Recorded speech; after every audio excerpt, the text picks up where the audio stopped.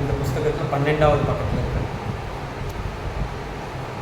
ஓம் நமச்சிவாய வாழ்க, நாதந்தாள் வாழ்க, இமைப்பொழுதுமின் நெஞ்சில் நீங்காதாந்தாள் வாழ்க, போகழியாண்ட குருமனிதந்தாள் வாழ்க, ஆகமமாய் நின்று அன்னிப்பாந்தாள் வாழ்க, ஏகன் அநேகன் இறைவனடி வாழ்க, வேகம் கெடுத்தாண்ட வேந்தனடி வெல்க, பிறப்பருக்கும் பிஞ்சதன் கண் வீழ்கடல்கள் வெல்க, புறந்தார்க்கு சேயோந்தன் பூங்கடல்கள் வெல்க, கரம் குவிவார் உண்மகிழும் கோன்கடல்கள் வெல்க, சிரம் குவிவார் ஓங்குவிக்கும் சீரோன் கடல் வெல்க, ஈசனடி போற்றி எந்தையடி போற்றி, தேசனடி போற்றி சிவன் சேவடி போற்றி, நேயத்தே நின்ற நிமலனடி போற்றி, மாயப்பிறப்பருக்கும் மன்னனடி போற்றி, சீரார் பெருந்துரை நம் தேவனடி போற்றி, ஆராத இன்பம் அருளும் மலை போற்றி, சிவன் அவன் என் சிந்தையுள் நின்ற அதனால், அவன் அருளாலே அவந்தாள் வணங்கி, சிந்தை மகிழ சிவபுராணம் தன்னை, முந்தை வினை முழுதும் ஓய உரைப்பஞ்ஞான், கண்ணுதலால் தன் கருணை கண்காட்ட வந்தெய்தி, எண்ணிதற்கெட்டா எழிலார் கடல் இறைஞ்சி,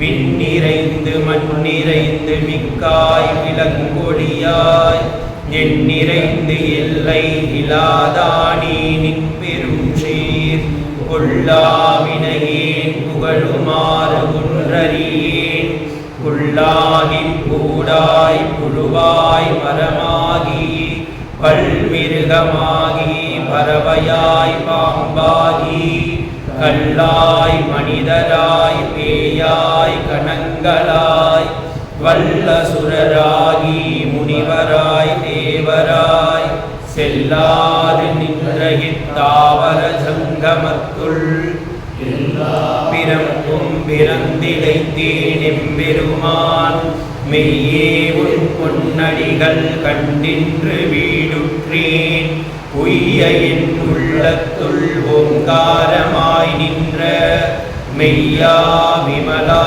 விடைப்பாகா வேதங்கள், ஐயா என ஓங்கி ஆழ்ந்தகன்ற நுண்ணியனே, வெய்யாய் தனியாய் இமயமானாம் விமலா, பொய்யாவினவெல்லாம் போயகல வந்தருளி, மெய்ஞானமாகி விளர்கின்ற மெய்ச்சுடரே, எஞ்ஞானமில்லாதேன் இன்பப் பெருமானே, அஞ்ஞானம் தன்னை அகழ்விற்கும் நல்லறிவே, ஆக்கம் அளவிருத்தி இல்லாய் அனைத்துலகும், ஆக்குவாய் காப்பாய் அழிப்பாய் அருள் தருவாய், போக்குவாய் என்னை புகுவிப்பாய் நின்றொழும்பின், நாற்றத்தின் நேரியாய்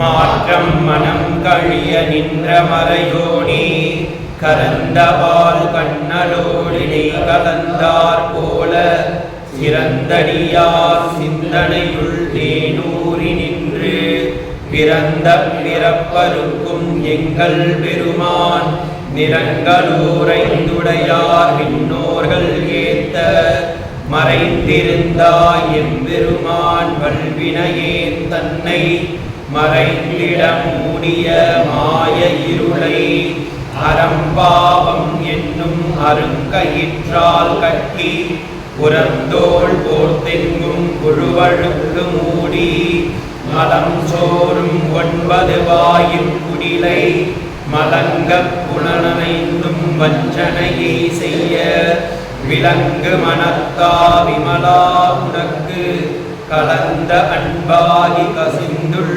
உருவும், நலந்தானிலாத சிறியேற்கு நல்கி நிலந்தன்மேல் வந்தருளி நீழ்கடல்கள் காட்டி ஞாயிற்கடையாய் கிடந்த அடியேற்கு தாயிற் சிறந்த தயாவான தத்துவனி மாசற்ற ஜோதி மலர்ந்த மலர்ச்சுடரே தேசனே தேனாரமுதே சிவபுரணி வாசமாம் பற்றறுத்து பாரிக்கும் ஆரியனே நேச அருள் புரிந்து நெஞ்சில் வஞ்சம் கெட பேராது நின்ற பெருங்கருணை பேராரே ஆரா அமுதே அளவிலா பெம்மானி ஓராதாருள்ள தொழிற்கும் மொழியானி நீராய் முழுக்கி என் ஆறுயிராய் நின்றானே இன்பமும் துன்பமும் எல்லானே உள்ளானே அன்பர்க்கு அன்பனே யாவையுமாய் அல்லையுமாய் சோதியனே நின்னருளே தோன்றா பெருமையனே ஆதியனே அந்தம் நடுவாதி அல்லானே ஈர்த்தென்னை ஆட்கொண்ட எந்தை பெருமானே கூர்த்தெமை ஞானத்தால் கொண்டுணர்வார் தங்கருத்தின் நோக்கரிய நோக்கே நுணுக்கரிய நுண்ணுணர்வே போக்கும் வரவும் புலரும் இல்லா புண்ணியனே காக்குமென் காவலனே காண்பரிய பேருணியே ஆற்றின்ப வெள்ளமே அத்தாமிக்காய் நின்ற தோற்றச் சுடரொளியாய் சொல்லாத நுண்ணுணர்வாய் மாற்றமாம் வையகத்தே வெவ்வேறே வந்தறிவாம் தேற்றனே தேற்றத்தினிவே என் சிந்தனையுள் ஊற்றாத உன்னாரமுதே உடையானே வேற்று விகார விடக்குடம்பின் குக்கிடப்ப ஆனேன்மே என்னையா அரணே கோவென்று போற்றிப் புகழ்ந்திருந்து பொய்கட்டு மெய்ஞானார் மீட்டிங்கு வந்து வினைகிற விசாராமே கள்ளப்புறக்குடம்பை கட்டளிக்க வல்லானே நள்ளிருளில் நட்டம் பயின்றாடுநாதனே தில்லையுள் கூத்தனே தென்பாண்டி நாட்டானே அல்லல் பிறவி அறுப்பானே ஓவென்று சொல்லற்கரியானை சொல்லிய திருவடிக்கு சொல்லிய பாட்டின் பொருளுணர்ந்து சொல்லுவார் செல்வர் சிவபுரத்தின் உள்ளார் சிவனடிக்கு பல்லோரும் ஏத்த பணிந்து. திருச்சிற்றம்பலம். ஹர நம பார்வதீபதையே ஹரஹர மகாதேவா. தென்னாடுடைய சிவனே போற்றி, எந்நாட்டவர்க்கும் இறைவா போற்றி.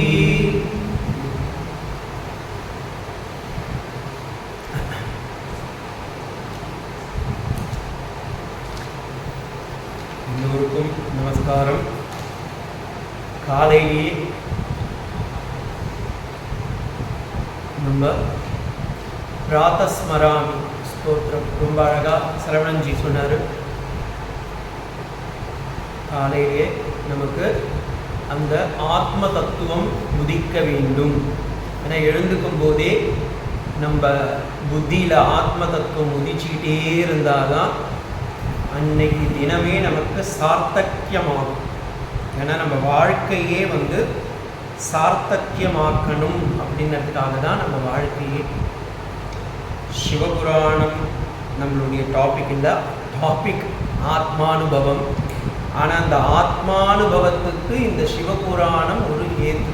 ஏன்னா நிறைய அன்பர்கள் எல்லாருமே, மகான்கள் எல்லாருமே பார்த்திங்கன்னா தன்னுடைய வாழ்க்கையில் எதை உள்ளார அனுபவிச்சாங்களோ அதை தான் வார்த்தையாக கொட்டியிருக்காங்க. அந்த வார்த்தையுடைய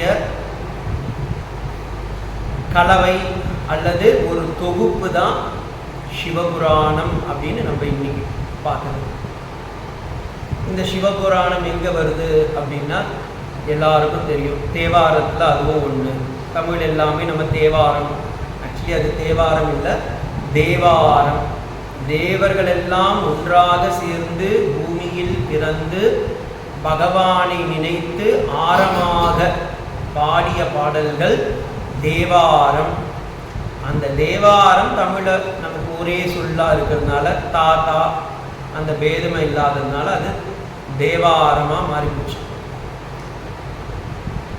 அப்போ இந்த சிவபுராணத்துடைய இதுவை தெரிஞ்சுக்கிட்டா நமக்கு ஆத்மா அனுபவம் வருமா அப்படின்னா, அவர் ரொம்ப அழகாக அடைஞ்சதை நம்ம இதில் பார்க்கணும். அதுக்கு முன்னாடி இன்னைக்கு என்ன நமக்கு 3 கிளாஸ் இருக்குது. அந்த 3ல் 3 செக்மெண்ட்டாக வச்சுக்கலாம். இன்னைக்கு நம்ம கிளாஸில் பார்க்க போகிறது என்னென்னா, இதை எழுதினவருடைய சிறப்பு என்ன. ஏன்னா ஒன்றத்தை தெரிஞ்சுக்கணுன்னா ஃபஸ்ட்டு அந்த ஆச்சாரியனுடைய அனுபவம் என்ன, எதனால் இதை எழுதினார் அப்படின்றத தெரிஞ்சுக்கணும். நம்மளை பற்றி நாமே தெரிஞ்சுக்கணும். அந்த ஆத்மானா என்ன அப்படின்னு புரிஞ்சுக்கணும் அப்படின்னா, நிறைய வேதாந்தம்லாம் இருக்குது, நிறைய கிரந்தம்லாம் இருக்குது. அண்ணா கூட சொல்லிட்டு இருந்தார், பக்தி தான் ஈஸியாக இருக்குது சுவாமி, வேதாந்தம் ரொம்ப கஷ்டமாக இருக்குது. பக்தியை புரிஞ்சுக்கலாம், ஆனால் நம்ம நினைக்கிற மாதிரி பக்தி அவ்வளவு சுலபமான ஒரு விஷயம் கிடையாது. நம்ம பார்க்குறது மேலோட்டமாக நான் செய்கிறதெல்லாம் பக்தி அப்படின்னு நினச்சிட்டு இருக்கோம். நாரத பக்தி சூத்திரத்தையும் அதே மாதிரி சாண்டில்ய பக்தி சூத்திரங்கள்லாம் படிக்கணும்னாவே நமக்கு சம்ஸ்கிருத நாலேஜ் வேணும். அதுக்கப்புறமா அந்த சூத்திரம் என்ன சொல்லுறதுன்றதுக்கு உபநிஷத்துக்களும் வேதத்தையும் படித்தா மட்டும்தான் அதோடைய பொருள் புரியும். அடுத்து அதை புரிஞ்சின்றாலும் அதை ப்ராக்டிஸ் பண்ணணும். அதுக்கும் நமக்கு சாதனம், சாத்தியம், சாதனம், சித்தம், இது 3மே நமக்கு தேவை. இந்த 3த்தையும் நீங்கள் புரிஞ்சுக்கணுன்னாவே இத்தனை விஷயம் தெரியுதில்ல. வேதாந்தம் இதுதானே சொல்லுது.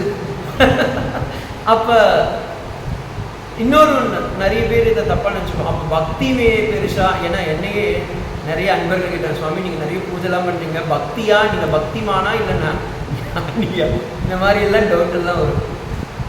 ஞானமும் பக்தியும் 2 கண்கள் போல, ரெண்டும் இருந்தால் மட்டும்தான் நமக்கு ஆத்மான்ற வஸ்துவை உணர முடியும்.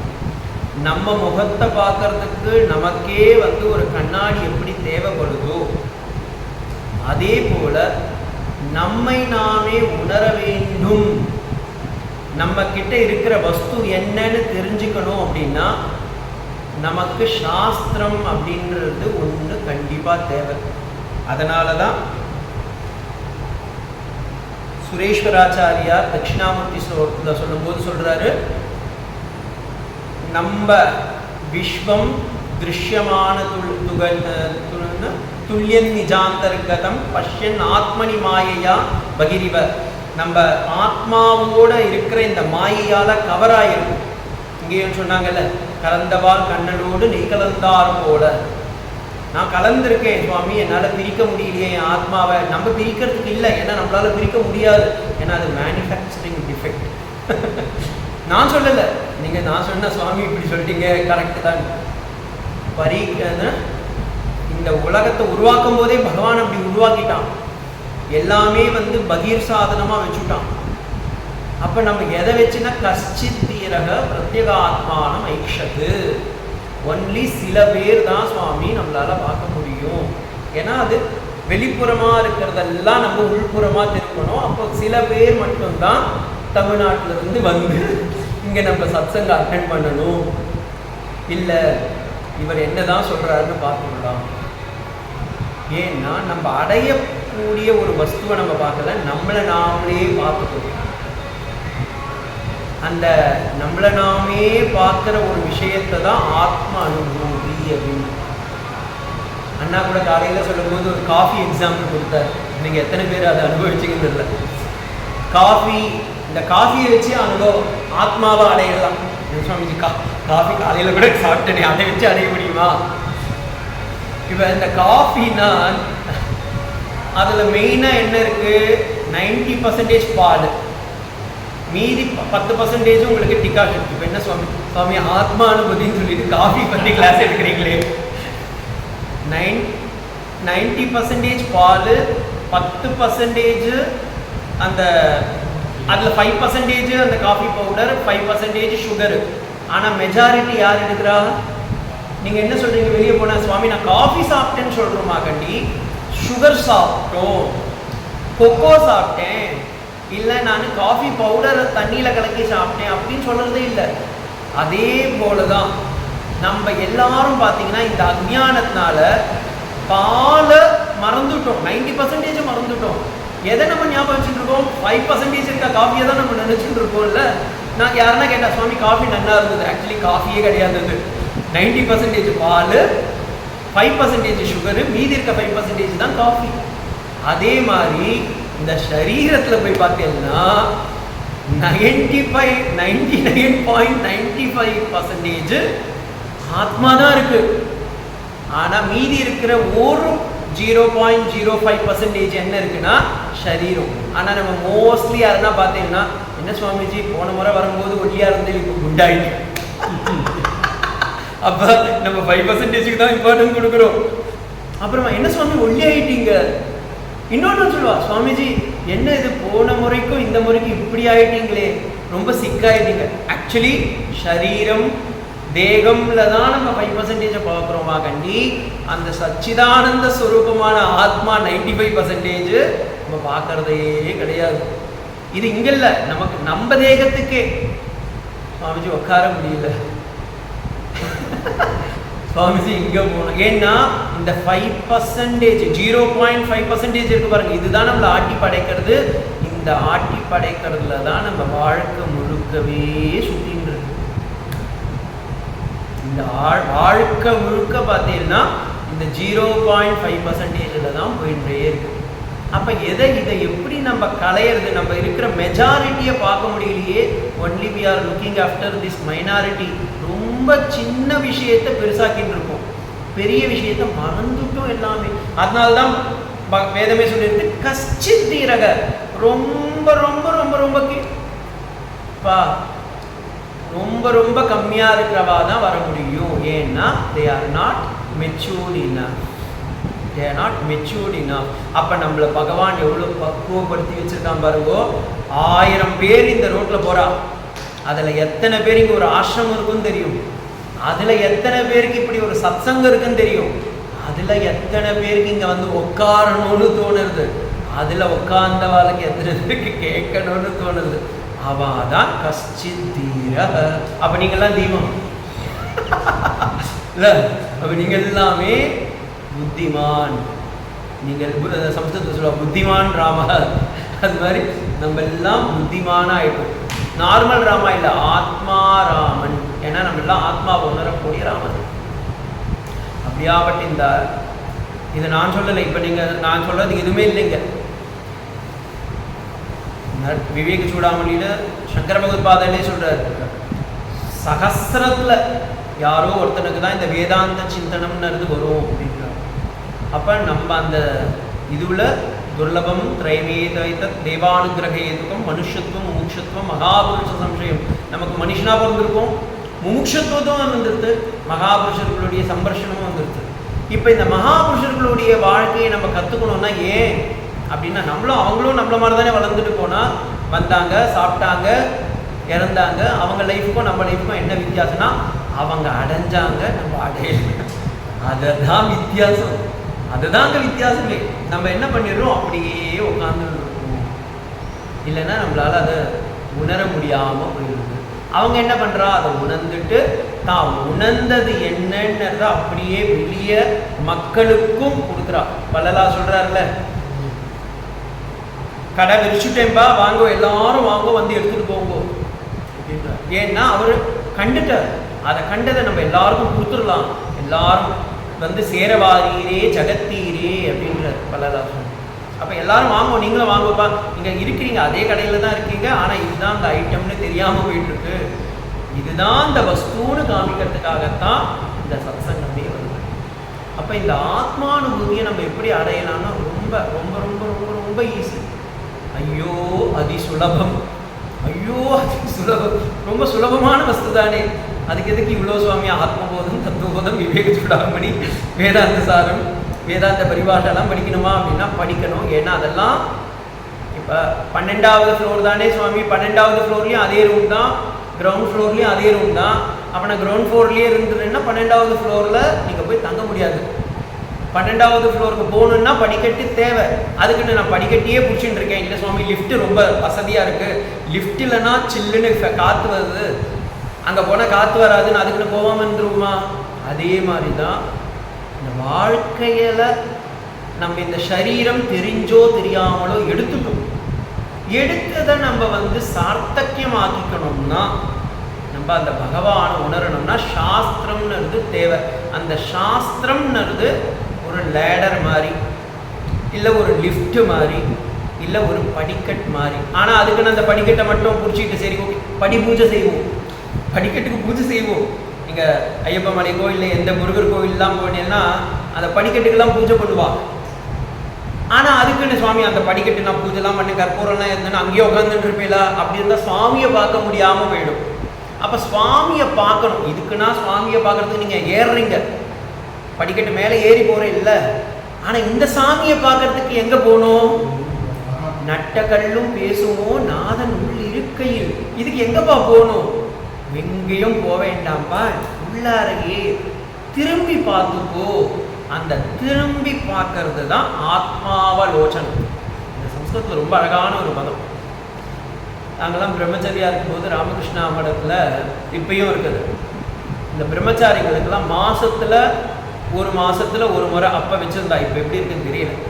அப்போ சிங்காவலோச்சனம்னு ஒன்று வைப்பா. இந்த சிங்காவலோச்சனம்னா டெய்லியும் பார்த்தீங்கன்னா 5 வேளை கிளாஸு, பஞ்ச யஜ்ஞம் எங்களுக்கு தான் 5 முறை கிளாஸு. இதுக்கு நடுவில் கொஞ்சம் வேலையெல்லாம் கொடுப்பா, புல் கொடுங்கிறது, சும்மா குட்டி குட்டி வேலையெல்லாம் இருக்கும். லைப்ரரி ஒர்க்கு, இந்த ஒர்க்கு அந்த ஒர்க்கெல்லாம் கொடுத்துட்டுருப்பான். அப்போ அந்த ஒர்க்குக்கு நடுவில் இந்த கண்டினியூஸாக போகும்போது மாதத்தில் ஒரு நாள் சிங்காவலோச்சனம்னு வைப்பா. அன்னைக்கு யாரும் பேசக்கூடாது. ஜபம், தியானம், ஆத்ம சர்ச்சா பேசக்கூடாது. ஆத்ம சர்ச்சா உள்ளாரியே திரும்பி பார்க்கணும் அப்படின்னுடுவாங்க. அன்னைக்கு பார்த்தேன்னா எல்லா பிரம்மச்சாரியும் மார்னிங் பெல்லு மங்களாரதி முடிச்சுட்டு வருவான். யாரும் பேச மாட்டான், மௌனத்திலேயே இருப்பான். புக்கு நான்லாம் மோஸ்ட்லி வேதாந்தம் படிச்சுட்டு இருப்பேன். இல்லை சில பேர் ஜபம் பண்ணுவா, தியானம் பண்ணுவா. அப்போ அன்றைக்கி நைட்டு முழுக்க மறுநாள் பார்த்தீங்கன்னா ஒவ்வொருத்தர் ஃபேஸும் பார்த்தீங்கன்னா அப்படியே தேஜோமயமாக இருக்கும். ஏன்னா அதுதான் ஆத்மாவலோச்சனத்துடைய மகிமை. இந்த கிளாஸ் முடியும் போது பாருங்கள், உங்கள் ஒவ்வொருத்தர் முன்னாடியும் ஆலோசனை லேம்ப் அப்படியே ஒலிக்க போகிறது. அப்படியே அங்கே ஒலிக்கதோ இல்லையோ இங்கே ஜொலிக்கும் கண்டிப்பாக. அதுதான் நம்மளுடைய எய்மே. சொந்த சொத்தை உணரணும்ல, அதுதான பெரிய விஷயம். அப்போ இந்த ஆத்மாவலோச்சனம், சிங்காவலோச்சனம் அப்படிங்கிறது என்ன அப்படின்னா, இந்த சிங்கம் காட்டில் பார்த்தீங்கன்னா சாப்பிடும், ஏதாவது வேட்டையாடி சாப்பிடும். சாப்பிட்டுட்டு எல்லாம் அதெல்லாம் வேணுன்ற அளவுக்கு அது வயிறு ரொம்ப சாப்பிட்டுட்டு, நான் பார்த்ததில்லை, அதுக்கு நிருப்தருக்கு கொடுத்த இடம் அது. அப்போ அது காட்டை விட்டு வெளியே போகும்போது, அந்த தான் வேட்டையாடின அந்த வஸ்துவை விட்டு வெளியே போகும்போது திரும்பி பார்க்குமா, நமக்கு வேண்டிய ஷேரை நம்ம சாப்பிட்டுட்டோமா இல்லையான்னு. அதே மாதிரி நம்ம வேதாந்தம் நிறைய சர்ச்சை பண்ணும்போது அப்பப்போ ஆத்மாவலோகனம் பண்ணணும். நம்ம படிச்சுட்டு இருக்கோம், சிரவணம் பண்ணிட்டு இருக்கோம், மனனம் பண்ணிட்டு இருக்கோம். ஏதோ சுவாமி அவரோ கிளாஸ் எடுத்துட்டு இருக்காரு, சரவணஞ்சி கிளாஸ் எடுத்துட்டு இருக்காரு, நம்மளும் ஏதோ பண்ணிக்கிறோம், நோட்ஸ் எடுத்துட்டு இருக்கோம், எல்லாம் பண்ணிட்டு இருக்கோம். ஆனால் இது எதுக்கு பண்ணுறோம்? எதுக்காக இதை பைகாட் பண்ணோம்? எதுக்காக இந்த கிளாஸஸ்லாம் அட்டன் பண்ணோம்? அப்பப்போ கொஞ்சம் கொஞ்சம் கொஞ்சம் கொஞ்சம் ஆத்மாவலோச்சனம் பண்ணும்போது தான், ஓ இந்த வேதத்தில் என்ன இந்த கதை சொல்லிச்சோ அது நம்மக்கிட்ட இருக்கிற வஸ்து தான், இதை தான் போலருக்கு இவ்வளோ நேரம் அந்த ஆள் மனுஷன் கத்தின்னு இருந்தா அப்படின்னு தெரிஞ்சுக்கணும். அதுக்காகத்தான் இந்த ஆத்மாவலோச்சனம், சிங்காவலோச்சனம் அப்படின்னு சொல்லுவோம். அப்போ இந்த ஆத்மானுபூதியை நம்ம எப்படி வர வச்சுக்கிறது? ஏன்னா நம்மக்கிட்ட எல்லாருக்கிட்டையுமே ஒரு ப்ராப்ளம் இருக்குது. நான் ஆல்ரெடி போன கிளாஸ்லேயே கூட சொல்லியிருக்கேன். நம்ம எல்லார்கிட்டையும் மனுஷனாக போகிற அந்த ஒவ்வொருத்தரும் இதில் பாருங்க, ஒரு விஷயம் என்னென்னா, பட்சிகளுக்கெல்லாம் இந்த ப்ராப்ளமே கிடையாது, பறவைங்களுக்கெல்லாம் எந்த ப்ராப்ளமும் இல்லை. They are very blessed. இந்த திரியங்கா இருக்கிற ஜீவராசிகள், அதாவது ஹரிசாண்டலாகவும் வெர்டிக்கலாகவும் இருக்கிற எந்த ஜீவராசிகளும் பார்த்துக்கோங்க. மாடு, ஆடு, 2 கால் பிராணி, 4 கால் பிராணி, வேதத்துலேயே இருக்குல்ல. ஷண்ணோ மித்ர சம்பரனில் போய் பார்த்தீங்கன்னா அஷ்டாபதி, நவபதி, அங்கே எங்கெங்கேயோ போயிட்டு இருக்கு. 9 கால் ஜீவன், 8 கால் ஜீவன், 4 கால் ஜீவன் எல்லாத்துக்கும் பிரச்சனை இருக்கு. ஆனால் அது யாரும் பிரச்சனையாவே பார்க்கல. அதனால அதுங்க பிரச்சனையே இல்லாமல் இருக்கு. ஆனால் மனுஷனுக்கு மட்டும் பிறந்த நாள் முதல் இறக்குற நாள் வரைக்கும் பிரச்சனை பிரச்சனை பிரச்சனை பிரச்சனை பிரச்சனை, ஏதோ ஒரு பிரச்சனை இருக்கு. அதனால தான் பிறந்தவனே அவன் பிரச்சனையோட அழுகுறான். இல்லைன்னா அழுக மாட்டாங்க, அவன் சிரிச்சுட்டு தானே வரணும். ஆக்சுவலி இந்த பூலோகத்துக்கு நம்ம வரும்போது என்ன பண்ணணும், சிரிச்சுட்டு வரணும். ஆனால் சிரிச்சுட்டு எவனுமே வரமாட்டான். இவன் அழுத உடனே டாக்டர் சிரிப்பாரு, நான் சக்ஸஸ்ஃபுல்லாக ஒரு டாஸ்க்கு கம்ப்ளீட் பண்ணிட்டேன். அதுக்கப்புறமா அந்த டாக்டர் நர்ஸுக்கிட்ட சொல்லுவார், நர்ஸு அப்பா இந்த மாதம் சம்பளம் கம்ப்ளீட், டாஸ்க்கு கம்ப்ளீட்டாக அவன் சிரிப்பா. அவள் சிரிச்சுட்டு எடுத்துகிட்டு போயிட்டு என்ன பண்ணுவா, அந்த குழந்தையுடைய அப்பா கிட்டேயும் உற்றார் உறவினர்கிட்டையும் சொல்லுவாங்க. அவங்க அது வரைக்கும் மனசில் கஷ்டத்தோடு இருந்தவா இந்த குழந்தை பிறந்த அழுதுன்னு உடனே அவங்களும் சிரிப்பா. அப்போ நம்ம சிரிச்சா நம்ம அழுவும்போது எல்லாரும் சிரிக்கிறான். ஏன் தெரியுமா, நம்மளை போல இவனும் மாயில மாட்டிட்டான்டா. அதுதான் உண்மை, அதுதான் உண்மை. எல்லாரும் பார்த்தீங்கன்னா நம்ம நினைச்சுட்டு இருக்கோம் நம்ம பிரச்சனை இல்லாமல் இருக்கணும். ஆக்சுவலி உள்ளார வரும்போதே நம்ம பிரச்சனையோட தான் வரும். இதை நான் சொல்லலை, கபிலோபதேசத்துல தேவகூதிக்கு கபில மகரிஷி சொல்றாரு. சிசுகீதைன்னு இருக்கு பாகவதத்துல, நீங்க போய் பார்த்தீங்கன்னா தெரியும். இந்த சிசுகீதையில இல்லாத ஒரு விஷயம் வேற எங்கேயுமே இல்லைங்க. நம்ம இன்னைக்கு அல்ட்ராசவுண்ட் எல்லாம் எடுத்து சொல்றோம், குழந்தைக்கு கை வளர்ந்துருக்கு, கால் வளர்ந்துருக்கு, மூக்கு வளர்ந்துருக்குன்னு. அந்த சிசுகீதையில போய் பார்த்தீங்கன்னா அந்த இடத்துல கபில மகரிஷி சொல்றார், தன்னுடைய அன்னையாரான அந்த தேவகூதிக்கு இந்த குழந்தை சிசுல எப்படி வளருதுன்னு அந்த இடத்துல ஒரு சின்ன ஒரு எக்ஸாம்பிள் மட்டும் கொடுக்குறேன். அந்த குழந்தை பிறக்கிறதுக்கு முன்னாடி பகவானை பிரார்த்திக்குவான், பகவானே என்னை விட்டுடேன், நான் இங்கேயே சௌக்கியமா இருக்கேனே, வைகுண்டத்திலயோ கைலாசத்திலயோ சௌக்கியமா இருக்கேனே, என்னை எதுக்கு கீழே தள்ளுறேன் அப்படின்னு அந்த குழந்தை அழுமா. அப்ப அந்த பகவான் சொல்லுவான், இல்லடா நீ பண்ண பிராரப்தம்னு ஒன்று இருக்குல்ல, அதை அனுபவிக்கணும், போயிட்டு வா பகவானே ப்ளீஸ். ரொம்ப கெஞ்சம். அதனால குழந்தை பிறக்கும் போது பார்த்தீங்கன்னா கையை இப்படி வச்சுட்டு வருது. தாயுடைய கர்ப்பத்தில் குழந்தை இப்படி தான் இருக்கும், அப்படியே கையை வச்சுட்டு கெஞ்சும். பகவான் என்ன பண்ணுறான், இல்லை நீ போ, ஏன்னா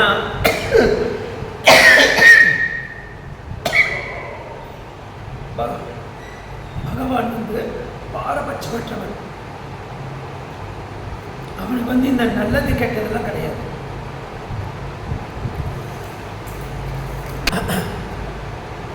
அவனுக்கு இந்த பாரபட்சம்லாம் கிடையாது.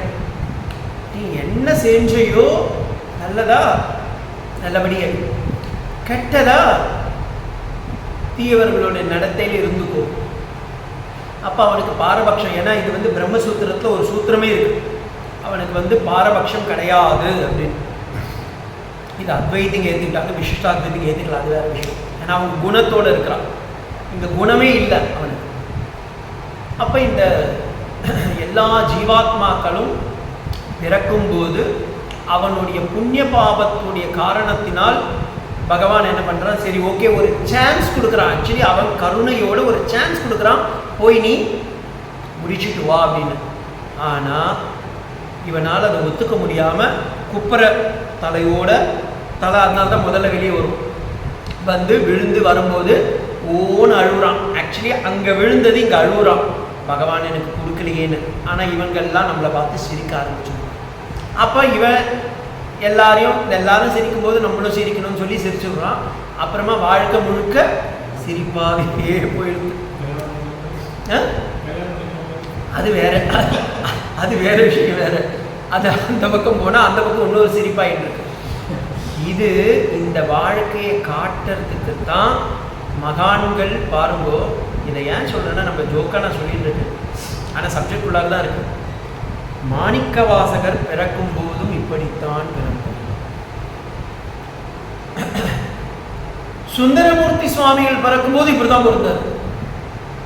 அப்பர் பிறக்கும் போது இப்படிதான் பிறந்தார். நாவுக்கரசர் இருக்கும் போது இப்படிதான் கஷ்டப்பட்டார்.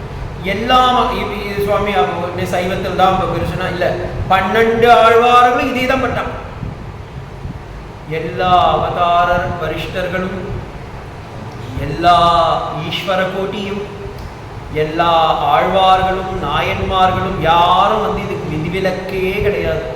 சித்தர்கள் கூட, எல்லா சித்தர்களும், எல்லா மக்களும், நம்ம எல்லா பாமரர்கள் கூட பார்த்தீங்கன்னா வாழ்க்கையில் நம்ம இப்படி தான் நொந்து நூடுல்ஸ் ஆகி கடைசியில் இந்த பக்கம் ஜென்மம் எடுத்து வரும். ஆனால் அந்த ஜென்மம் எடுத்து வரும்போது எதுக்காக வந்தோன்றதை நம்ம புரிஞ்சிக்காமல் மறந்துடுவோம். ஏன்னா இங்கே வெளியே வரும்போது உலகம் வந்து தமசோடைய, வேதாந்தத்தில் படிச்சிருப்பேன், தமசோடைய இதுல தான் இந்த உலகமே சிருஷ்டி ஆகுது. அப்போ இந்த உலகம் சிருஷ்டி ஆகும்போது என்ன ஆயிடுதுன்னா, நீங்களோ சத்வகுணத்திலேருந்து வந்திருக்கீங்க, இங்கேயோ 99.90% வந்து தமஸ்ல இருக்கு. அப்போ தம பிரகாசவத்து உடனே என்ன ஆயிடுது, நம்மளும் தமசுலேயே மூழ்கிடுறோம். அதனால நம்மளுடைய இருப்பு நிலையே மறந்துடுறோம். அதுக்கு ஒரே ஒரு விதிவிலக்கு யாரு? சடகோபன், மாறன்.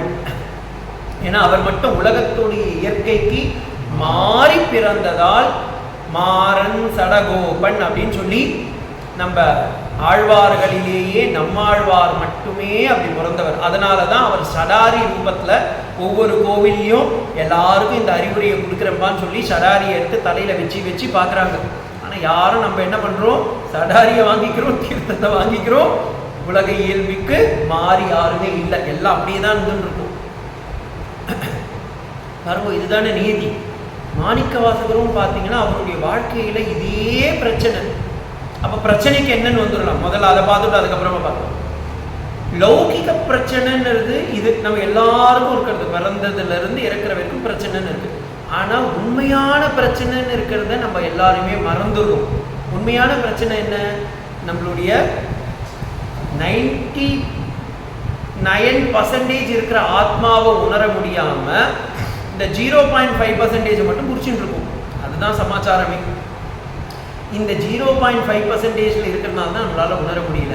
அந்த 99.95 மட்டும் ஏன் பிடிக்க முடியலன்னா, பிகாஸ் ஆஃப் ஒரே ஒரு ரீசன், நம்ம அஜ்ஞானத்தில் இருக்கிறோன்னு நினைக்கிறோம். கடைசியாக அல்டிமேட்டாக வேதாந்தத்தில் சொல்லும், அஜ்ஞானம்ன்றது எங்கப்பா இருக்கு?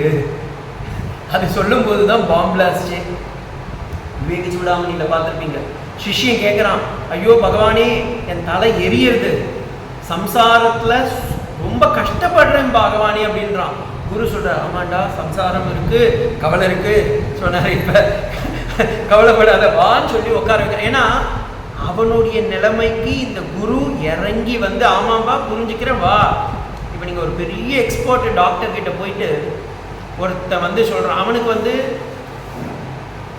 இந்த டாக்டர்லாம் படிக்கலை, ஆனால் தன்னுடைய உடம்புல ஏதோ ஒரு உபாதி இருக்குன்னா அவன் போய் என்ன சொல்லுவான், இவன் டாக்டர் என்ன சப்ஜெக்ட்னே தெரியாது, அவன் இஎன்டி டாக்டர் இருப்பான். ஆனால் இவன் போய் சொல்லுவான், சாமி என் ஹார்ட் வலிக்கிறது இதெல்லாம் வலிக்கிறது. அவன் சொல்லுவான், ஓகேப்பா வாப்பா, முதல்ல ஜென்ரல் செக்கிங் பண்ணிடுவா, அதுக்கப்புறமா ஸ்பெஷலாக உங்கள் உடம்புல எந்த ஸ்பேர் பார்ட்ஸ் ப்ராப்ளமாக இருக்குன்னு பார்த்து அந்த ஸ்பேர் பார்ட்ஸுக்கு எந்த டாக்டர் எக்ஸ்போர்ட்டோ அவரை கூப்பிட்டு நீங்கள் பார்த்துக்கோங்கன்னு சொல்கிறால. அதே மாதிரி இந்த குருநாதன் என்ன பண்ணிட்டாரு, நீ எக்ஸ்பர்ட் கிட்ட போக வேண்டாம், நானே உனக்கு கொடுக்குறேன். வேதாந்தத்தில் என்ன ஒரு ஸ்பெஷாலிட்டினா, நீங்கள் மற்ற இப்போ இந்த லௌகிகத்தில் பார்த்தீங்கன்னா காது வலிக்குன்னா இஎன்டி டாக்டர் கிட்ட போகிறீங்க, கண் வலிக்குன்னா ஆப்தமாலஜிஸ்ட் கிட்ட போகிறீங்க, ஹார்ட் ப்ராப்ளம்னா கார்டியாலஜிஸ்ட் கிட்ட போகிறீங்க, லங்ஸ் ப்ராப்ளம்னா பல்மனாலஜிஸ்ட் கிட்ட போகிறீங்க. அப்படி ஒவ்வொரு டாக்டர் கிட்டையும் போகிறீங்க. ஆத்மா ப்ராப்ளம்னா யார்கிட்ட போகணும்னா குருநாதன் கிட்ட மட்டும்தான் போகணும். அந்த குருநாதர் என்ன பண்ணுவார் தெரியுங்களா, இதுக்குன்னா நீங்கள் ஹாஸ்பிட்டல் ஒவ்வொரு டோராக போயிட்டே இருக்கீங்களா, இந்த டோர் கிட்ட வந்த உடனே இந்த டோரை சாத்திடுவார் குருநாதன், உங்களை லாக்டவுன் பண்ணிடுவார்.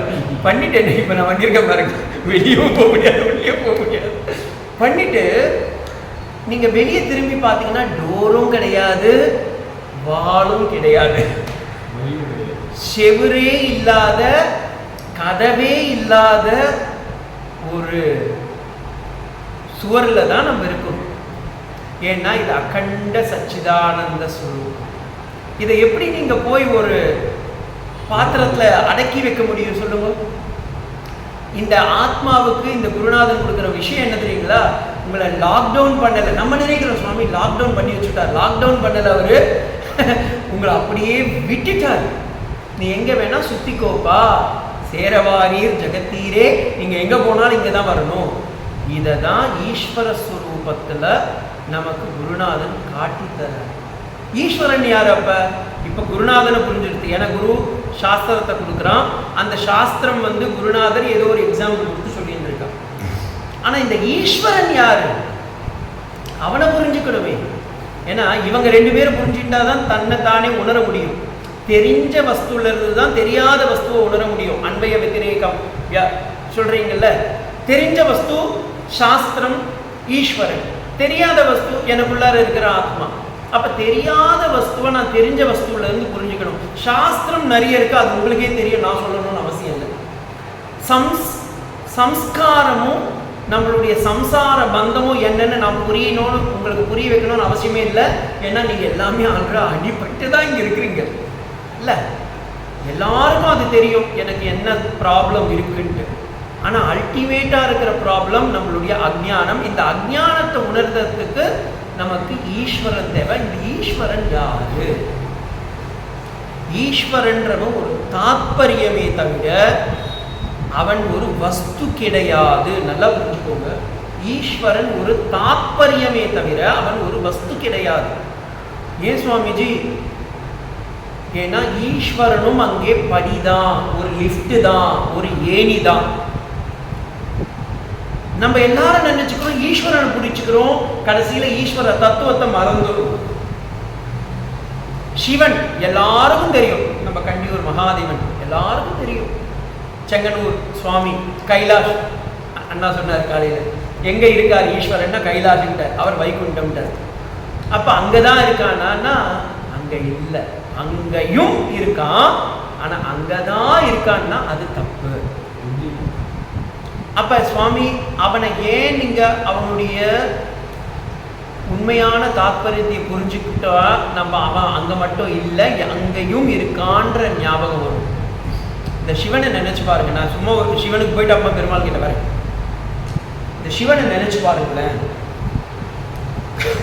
ஒரு பக்கம் கழுத்துல பாம்பு, ஓகேங்களா, இன்னொரு பக்கம் சூளம், இருக்கிற இடமும் ஃபுல் ஃப்ரோசன், -10 டிகிரிக்கு வச்சுக்கோங்க. கட்டின் இருக்கிறதோ பஸ்மம், போட்டுன்னு இருக்கிறதோ பஸ்மம், கட்டின் இருக்கிறதோ புலி தோல், ஓகேங்களா. பக்கத்தில் இருக்கிறது யாரு? வைஃப் பார்வதி. தலையில வேற ஜட்டாமுடி, அந்த ஜட்டைக்கு மேல பேனு அது இதுன்னு ஏகப்பட்ட பூதங்கள்லாம் உட்கார்ந்துட்டு இருக்கும், பிசாசிங்கெல்லாம் உட்கார்ந்துட்டு இருக்கும். அதுக்கு மேல கங்கை, ஓகேங்களா. அதுக்கு மேல இந்த பக்கம் பார்த்தா யானை மாதிரி ஒரு பையன், இந்த பக்கம் ஒரு அழகான ஒரு குழந்தை, இந்த பக்கம் வைஃப். நீங்க நினைச்சு பாருங்க, இந்த ஆளால தியானம் பண்ண முடியுமா? நம்மளால பண்ண முடியுமாங்க? நினைச்சு பாருங்களேன். கழுத்துல வேற பாம்பு, இந்த பக்கம் கையில வேற பாம்பு, இந்த பக்கம் கமண்டலம், கமண்டலத்துக்குள்ளார வேற ஒரு பாம்பு இருக்கு, சிவன் இருக்கு, அது வேற. இந்த பக்கம் கண்டத்துல விஷம், கண்டத்துல விஷம், கழுத்துல பாம்பு, பக்கத்துல சூளம், இந்த பக்கம் -10 டிகிரி. இத்தனைக்கும் நடுவுல ஒரு மனுஷன். அவர் எப்படி இருக்காரு? சாம்ப சதா சிவ, சாம்ப சதா சிவ, சாம்ப சதா சிவ, சாம்ப சிவா, மங்களமா உட்கார்ந்துட்டு இருக்கான். அப்ப எப்படியாவட்டும் பாருங்க. அதனாலதான் அவன் ஹீரோ. இல்லைன்னா அவர் யாரு? ஜீரோ. புரியுதுங்களா? அதனாலதான் அவன் ஈஸ்வரன். இல்லைன்னா அவன் நம்மள மாதிரி சம்சாரியா இருப்பான். சுவாமி சைவத்துல சொல்றீங்க, நம்ம பெருமாள் என்ன பாவம் பண்ணார்? அவரையும் பாருங்க. இவர் தான் கழுத்துல போட்டு இருக்காரு, அவர் மெத்தையே பாம்பு. அதுவும் இவருக்குன்னா ஒரு பாம்பு, ஒரு தலை. இது ஆதிசேஷன் 1000 பராமண்டலத்தோட அப்படியே உசு உசு உசு உசுன்னு. பக்கத்துல லக்ஷ்மி இல்ல, சொர்ணம், எல்லாம் வெல்த் டிபார்ட்மெண்டே அங்கதான் உட்கார்ந்துட்டு இருக்கு. அடுத்தது பாத்தீங்கன்னா ஸ்ரீதேவி, பூதேவி. நம்ம ஆளுங்க தமிழ்ல மூதேவி சொல்லி வச்சுட்டா. பூதேவி பூமி பிராட்டியே உட்கார்ந்துட்டு இருக்கா.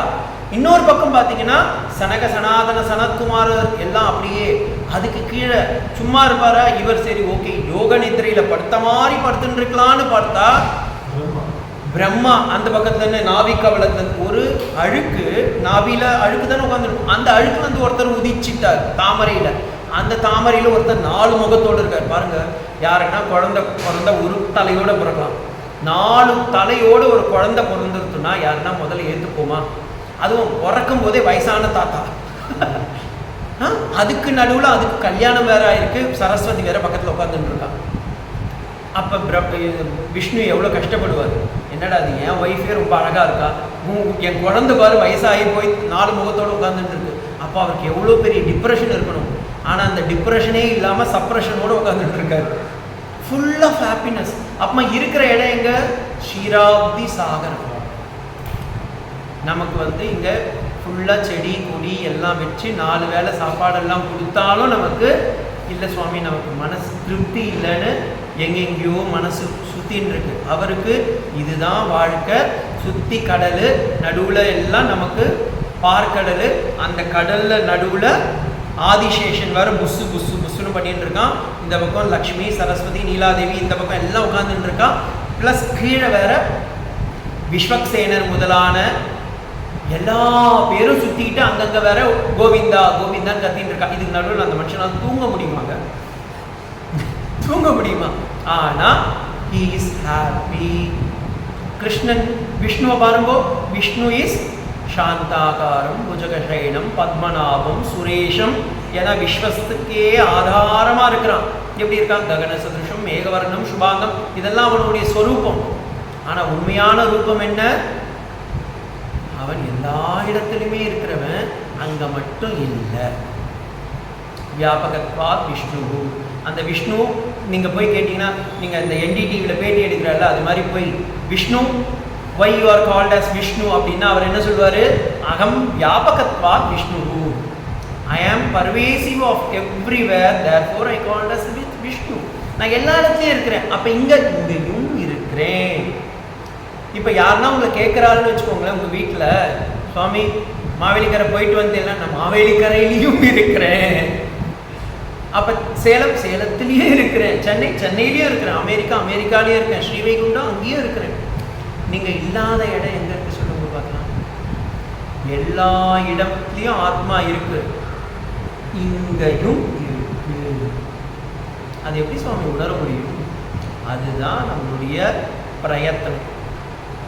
இன்னொரு விஷயம் சொன்னேன், பலூன் உங்க எல்லாருக்கும் தெரியும், இந்த காத்துல பறக்கும்ல பலூன்.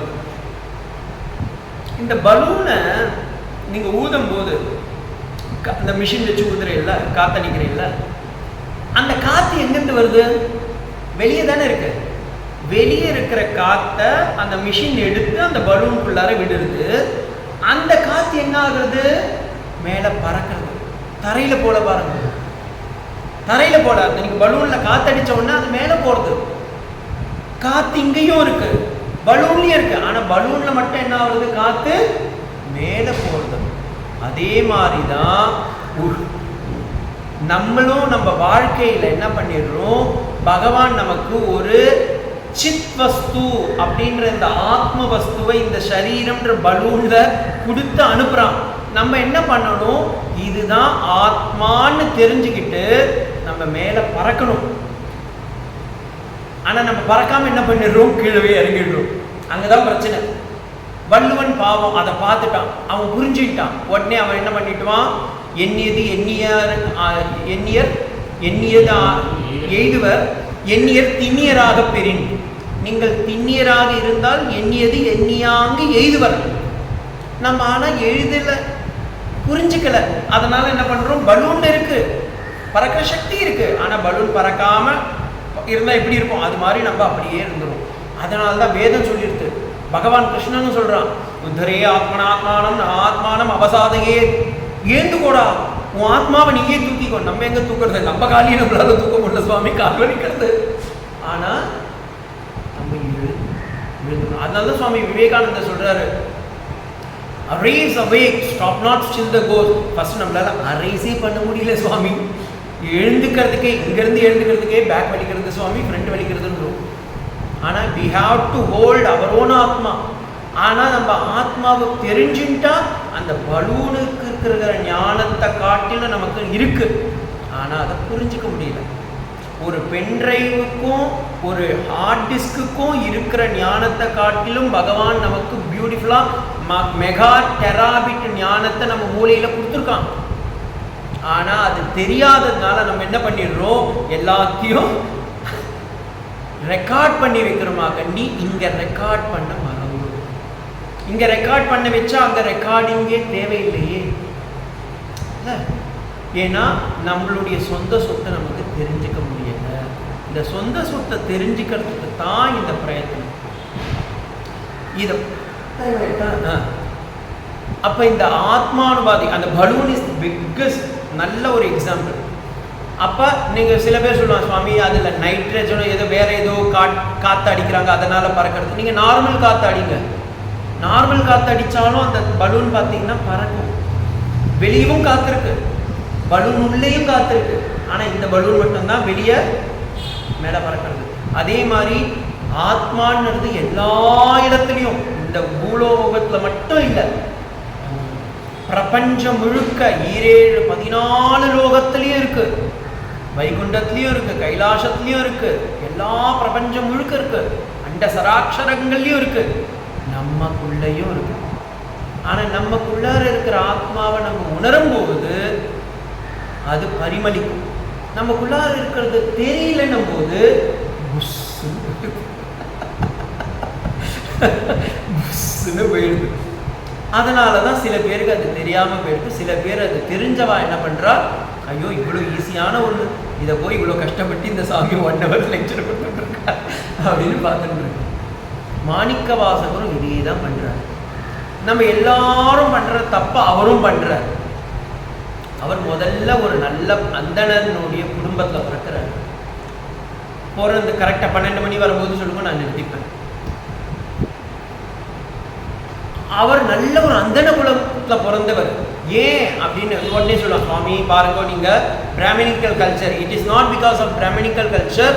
அவர் வைதிக சாஸ்திரத்தில் பிறந்ததுனால நல்லா அந்த கல்வி ஞானம் கேள்வி ஞானம் கிடைக்க பெற்ற ஒரு மனுஷனா வாழறார். அதுதான் அந்த தாத்பரியம். It is not that because of he born in as a Brahmin அவர் ஒரு நல்ல இல்லை, நல்ல கல்வி ஞானம். அப்போ யாரு கல்வி ஞானம் இருக்கோ, யாருக்கு நல்ல கேள்வி ஞானம் இருக்கணும், அவன் அந்தணன் ஆகின்றான். அதுதான். ஏன் அப்படி ஆகும்போது அவருக்கு ஒரு ராஜாங்கத்தில், பாண்டிய தேச ராஜாங்கத்தில் ஒரு நல்ல ஒரு வேலை கிடைக்கிறது. அமைச்சராகவே ஆற, அமைச்சராகி அவர் பாட்டு நன்னா இருக்கலாம்ல, கல்யாணம் பண்ணிக்கின்ற நல்ல குடும்பஸ்தனாக இருந்து நிறைய சம்பாதிக்கலாம்ல. ஆனால் அவர் என்ன பண்ணுறார், தர்ம பிரகாரம் இருக்கார்.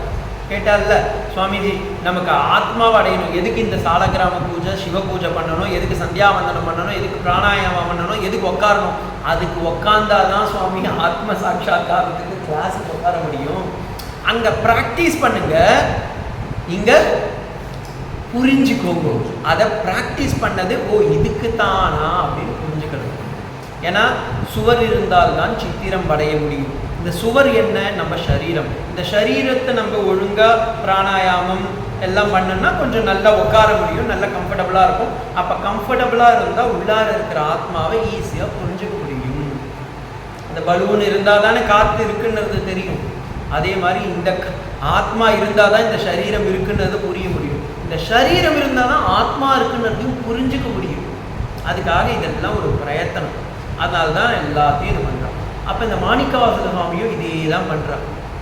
பண்ணி அப்பா அந்த ராஜா கிட்ட எல்லா விதத்துலேயும் நல்ல உங்களுக்கு கதை தெரியும், அதனால நான் கதையை சொல்ல விரும்பலை. ஒரு மந்திரியாக இருந்து எல்லாம் பண்ணுறார். ஆனால் அந்த ராஜாங்கத்துக்கு நிறைய குதிரைகள்லாம் தேவை. இப்போ இந்த குதிரைகள்லாம் தேவைன்னும் போது அந்த குதிரைகள் எல்லாம் நல்லா போய் வாங்கிட்டு வரணும்னா ஒரு நல்ல மனுஷன், ஏன்னா மினிஸ்டர்கள்லாம் இன்னைக்கு நிறைய பேர் இருக்கா, லஞ்சத்துக்கு தான் கேட்பா. அப்போ லஞ்சம் வாங்கக்கூடாது, நல்ல குதிரைகளும் கிடைக்கணும், நல்ல விலையிலையும் கிடைக்கணும். அதுக்கு இந்த ராஜா பார்த்தா பெஸ்ட் மினிஸ்டர் என்கிட்ட இருக்கிறவன் யாருன்னா இந்த மாணிக்கவாசகர் தான் சொல்லி அனுப்பிச்சு வைக்கிறான். இந்த மாணிக்கவாசகர் பார்த்தீங்கன்னா சதா சிவகோலத்தையே, ஏன்னா ஆத்மாவை அடையணும்னு டெய்லியும் நித்திய அனுஷ்டானம் பண்ணுறாரு, நல்ல சத்சங்கத்தோடு இருக்கிறாரு, எல்லா விஷயத்தையும் பண்ணின்னு இருக்காரு. அப்போ இவருக்கு இந்த டாஸ்கை கொடுக்குறாங்க. இப்போ இது என்ன ஆயிடுது, ஸ்வதர்மம். அவருக்கு கொடுத்த ஸ்வதர்மம், அந்த ஸ்வதர்மத்தை இவர் பண்ணியே தீரணும். ஆஸ் அ மந்திரியா அவர் பண்ணணும். அப்போ அவர் என்ன பண்ணுறாரு, சரி நான் போய் குதிரையை வாங்கிட்டு வரணும்னு தான் போகிறார். பணத்தெல்லாம் மூட்டை கட்டின்ட்டு அழகாக அவர் குதிரையை வாங்கிறதுக்காக போகிறார். ஆனால் போன விஷயத்தில் பகவான் பார்த்தான், இதுதான் நம்மளுடைய குருநாதன் செய்கிற வேலை. இந்த இடத்துல பகவான் நான் யார் சொல்கிறேனோ அது குருநாதன். ஏன்னா ஈஸ்வரோ குருராத்மேதி மூர்த்தி பேத விபாகினே, குருக்கும் ஈஸ்வரனுக்கும் ஒரு வித்தியாசம் கிடையாது. குருவே சில இடத்துல ஈஸ்வரனா வரான், சில இடத்துல ஈஸ்வரனே குருவை அனுப்பிச்சு வைக்கிறான். நீ போயிட்டு வாப்பா அப்படின்னு சொல்லி அனுப்பிச்சு. அப்போ இந்த மாணிக்கவாசகருடைய இன்சிடென்ட்ல பார்த்தீங்கன்னா குருவே சிவனா வரான். அந்த சிவன் எங்க இருக்கான், ஸ்மசானவாசி பகவான் சொன்னேன்ல. அதனால தான் அந்த சிவ தத்துவம் விஷ்ணு தத்துவம்லாம் அவன் வெயிட் பண்ணிட்டு இருக்கான். சிவன் நமக்கு வெயிட் பண்ணிட்டு இருக்கான். ஒவ்வொரு ஜீவாத்மாக்களுக்கும் சிவன்னா ஆத்மா, அந்த ஆத்மா நமக்கு வெயிட் பண்ணிட்டு இருக்கு. நீ எங்கன்னா போ, பரீட்சலோகான் கர்மச்சிதான் நிர்வேதமாதா ஆயா நாஸ்தி கிருதா அகிருதேன தத் விஜானார்த்தம் குருமேவாமி கட்சே. அவன் எப்படியா இருந்தாலும் குரு தத்துவத்துக்கு வரணும். குரு தத்துவம் வந்தா ஈஸ்வர தத்துவம் வரும். எவன் ஒருத்தன் ஈஸ்வர தத்துவத்தானு புரிஞ்சுக்கிறானோ அங்க ஆத்ம தத்துவம் பிரகாசிக்கும். இதுக்காக பகவான் என்ன பார்த்தா, நீ வரவே மாற்ற என்கிட்ட, பிரம்மச்சரிய ஆசிரமத்தையும் வரமாற்ற, இந்த கலியுகம் கிரகஸ்தாசிரமத்துக்கும் நீ குரு தத்துவத்துக்கு வரல, ஆத்ம தத்துவத்துக்கு வரல. சரி, வானப்பிரஸ்தாசிரமத்துக்கு போய் அங்கனா நீ கொஞ்சம் அடிபட்டு வருவன்னு பார்த்தா அங்கேயும் வரல. பகவான் பார்த்தா இவன் வர மாதிரி இல்லை, நான் கடைசியா அவன் எங்க வருவானோ அந்த இடத்துல உட்கார்றேன். ஃபைனல் ரெசல்யூஷனா அவன் எடுத்துட்டான். என்ன, ஸ்மசானவாசி பகவான். ஸ்மசானம் உங்க எல்லாருக்கும் தெரியும், சுடுகாட்டில் போய் உட்கார்ந்துட்டு இருக்கான். அதனாலதான் தில்லையில் கூத்தனே தென்பாண்டி நாட்டானே. தென்பாண்டி நாட்டில் நான் இருந்தேன். ஆக்சுவலி அது ரிவர்ஸ் ஆர்டர். தென்பாண்டி நாட்டில் நான் மதுரையில் பிறந்த சுவாமி, ஆனால் என்னை எங்கே கூட்டிட்டு வந்துட்ட, தில்லை. தில்லைனா இந்த இடத்துல சிதம்பரம் மடம் இல்லை, சித் அம்பரம். அதுக்கு ரெண்டு விதமான மீனிங் இருக்கு. நம்ம இதயாகாசம், நம்மளுடைய இதயத்தில் இருக்கிற கூடிய வெட்டவெளியான இருக்கிற ரமண மகரிஷி பாடுறாருல, வெட்டவெளி இடத்துல என்ன நட்ட நடுவா விட்டுட்டியடா அருணாச்சலா அப்படின்னு கேட்குறான். அதுதான் அவர்களுடைய தவிப்பு. இந்த தில்லைன்றது ஒரு சுடுகாடு. அந்த சுடுகாட்டில் ஸ்மசானத்தில் பகவான் டான்ஸ் ஆடுறான். அதை தான் சிவன் ஒவ்வொரு கோவிலில் நீங்கள் காலையில் கண்டியூர் போயிருப்பீங்க, என்ன பிரசாதம், விபூதி. ஏன்னா வாழ்க்கையில் கடைசியாக நீ ஆக போகிறது இதுதான்ப்பா, புரிஞ்சுக்கோ இந்த தாத்பரியத்தைன்னு அங்கங்க பகவான் எல்லா சிவாலயத்தையும் கொடுக்கறது விபூதி. பஸ்மசாத் குரு தேர்ஜுன, பகவத்கீதையில் படிக்கிறீங்கள, ஞானாத் நீதக்த கர்மானாம் தமாகு பண்டிதம் புதா. அப்ப ஞானம்னு வந்துருதுன்னா என்ன ஆச்சு, மீதி எல்லாமே பஸ்மம். சிவன் கிட்ட போனா பிரசாதம் என்ன, பஸ்மம். ஏன்னா இதுதான் லைஃப்ல எதுவுமே நிலை இல்லை. நித்யானித்ய வஸ்து விவேகம்னு வேதாந்தத்தில் எதை படிக்கிறீங்களோ, சிவன் கோயிலுக்கு போனீங்கன்னா எதை கொடுக்குறானோ அதையே இந்த இடத்துல இல்லை சுவாமி, நான் பகவத்கீதை படித்து பக்தி ரூபத்தில் வரலன்னா பக்தியிலையும் அதே தான் சொல்கிறான், நீ பஸ்மசாத் குருத்தேன்னு சொன்ன இல்லை. கடைசியில் எரிஞ்சா சாம்பல். அந்த சாம்பலை இவன் என்ன பண்ணிடுறான், காஷி விஸ்வநாதர்கிட்ட போங்க, ஓங்காரீஸ்வருக்கு போங்க, பஸ்மம். ஏன்னா அதுதான் தத்துவம். இந்த உடம்பு அழியக்கூடியது, அதை காட்டணுன்றதுக்காக இவர் என்ன பண்றாரு, மாணிக்கவாசகனை தடுத்தாற் கொள்ளும். இந்த பகவான் மாணிக்கவாசகர் மட்டும் இல்லை, மாணிக்கவாசகர்ன்றது ஒரு பேர். மாணிக்கம்னா என்ன, மாணிக்கத்தை யாருன்னா பார்த்துருக்கீங்களா, யாரும் பார்த்ததில்லை. நம்ம சில பேர் சொல்லுவாங்க, கதை வேற சொல்லுவா, பாம்பு அம்மாவாசையில் அந்த மாணிக்கத்தை வச்சுடுமா, இது டான்ஸ் ஆடுமா, அதெல்லாம் ஒன்றும் கிடையாது, சும்மா கிடையாது, அப்படிலாம் ஒன்றுமே கிடையாது. இந்த மாணிக்கம்ன்றது எங்கே தெரியுமா, மாணிக்கம்னு ஏன் வச்சிருக்கா பேர், அந்த பேர் காரணத்தை பார்த்துக்கோங்க. அவருடைய உண்மையான பேர் மாணிக்கவாசன் இல்லை, அது உங்களுக்கு